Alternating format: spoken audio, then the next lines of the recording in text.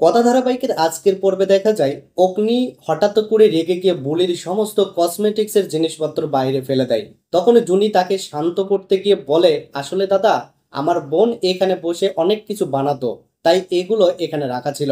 জুনির কথায় অগ্নি থামলেও বুলি সেই সুযোগে নতুন এক কাণ্ড ঘটায়। সে জোর গলায় ঘোষণা করে, ভালো সাহেবকে আমি এবার একটা মজা দেখাবো। এই বলেই সে অগ্নির জুতো খুঁজতে শুরু করে।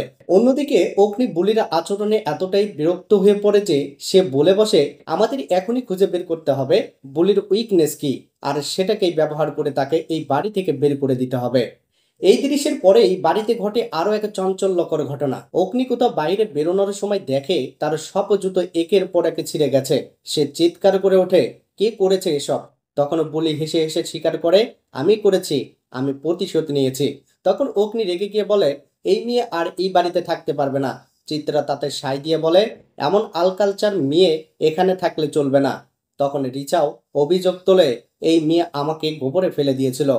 তখনই বাড়ির সবার সামনে দাঁড়িয়ে দাদুভাই জোর গলায় ঘোষণা করে, এই মেয়েটা কোথাও যাবে না। কেউ হাত লাগালে আমি তাকে থাকতে দেব না। অগ্নি তখন যেতে করে নিজেই বুলিকে তাড়াতে চায়, কিন্তু তখন বুঝতে পারে তার তো পরার জন্য একটাও জুতো নেই।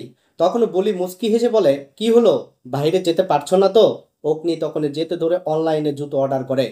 এদিকে রিচার মনে সন্দেহ হয়, এই মেয়েটা কি সত্যিই এতটা নিষ্পাপ, না তার পেছনে লুকিয়ে আছে অন্য কোনো গোপন রহস্য। সেভাবে দাদুভাই কেন বলিকে এত সাপোর্ট করছে। আগামী দৃশ্যে দেখতে চলেছি দাদুভাই বলিকে একা ঘরে ডাকে এবং বোঝানোর চেষ্টা করে।